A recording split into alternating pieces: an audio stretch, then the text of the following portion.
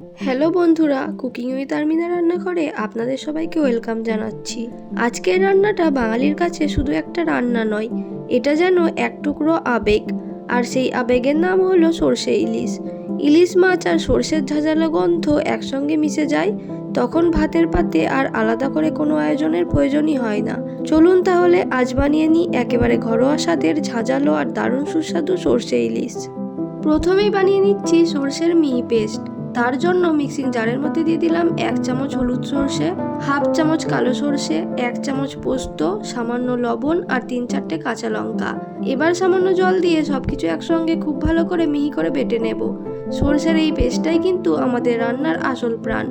এবার ইলিশ মাছগুলোকে ভালো করে পরিষ্কার করে ধুয়ে নিয়েছি। এর মধ্যে দিয়ে দিলাম লবণ, হলুদ আর সর্ষের তেল। সবকিছু মাছের গায়ে ভালো করে মাখিয়ে কিছুক্ষণ রেখে দিচ্ছি। এবার ফ্রাইং প্যানে সর্ষের তেল গরম করে তাতে একে একে ইলিশের টুকরোগুলো দিয়ে হালকা করে ভেজে নেব। তবে একটা কথা মনে রাখবেন, ইলিশকে কিন্তু বেশি কড়া করে ভাজবেন না। বেশি ভাজলে মাছের নিজের সেই নরম টেক্সচার আর আসল স্বাদটা হারিয়ে যেতে পারে। তাই 2 পিঠ হালকা করে ভেজে নিলেই হবে। মাছগুলো হালকা ভাজা হয়ে গেছে, এবার তুলে একটা পাত্রের মধ্যে রেখে দিচ্ছি।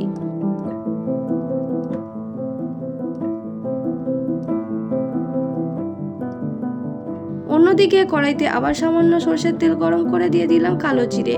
কালো জিরে সুন্দর গন্ধ বেরিয়ে এলে দিয়ে দিচ্ছি 1 চামচ হলুদের গুঁড়ো, হাফ চামচ লঙ্কার গুঁড়ো, 1 চামচ জিরের গুঁড়ো আর 1 চামচ আদা রসুন বাটা।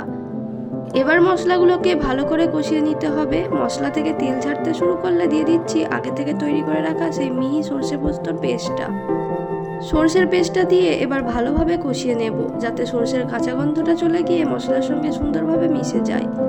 এবার মিক্সিং জারে লেগে থাকা পেস্টটুকুও নষ্ট করছি না, সামান্য জল দিয়ে জারটা ধুয়ে সেই সর্ষের জলটাই কড়াইয়ে দিয়ে দিলাম। এবার ঢাকনা দিয়ে মাঝারি আঁচে কিছুক্ষণ রান্না হতে দেব, যাতে মশলাগুলো ভালোভাবে ফুটে একসঙ্গে মিশে যায়। কিছুক্ষণ পর ঢাকনা খুলে দিয়ে দিলাম আগে থেকে ফেটিয়ে রাখা টক দই। এবার গ্যাসের ফ্লেমটাকে মাঝারি রেখে দইটা খুব ভালোভাবে মশলার সঙ্গে কষিয়ে নিতে হবে।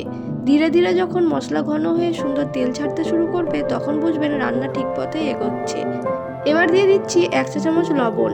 ভালো করে একটু নেড়ে নিয়ে প্রয়োজন মতো জল দিয়ে দিচ্ছি। এবার গ্যাসের ফ্লেমটাকে একটু বাড়িয়ে ঝোলটা ফুটতে দেব। ঝোল যখন সুন্দর করে ফুটে উঠবে, তখন আগে থেকে হালকা করে ভেজে রাখা ইলিশের টুকরোগুলো একে একে ঝোলের মধ্যে দিয়ে দিচ্ছি।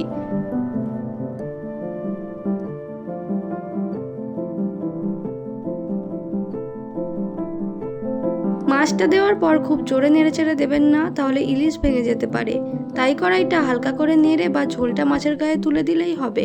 সবশেষে ওপর থেকে দিয়ে দিলাম কয়েকটা চেরা কাঁচা লঙ্কা।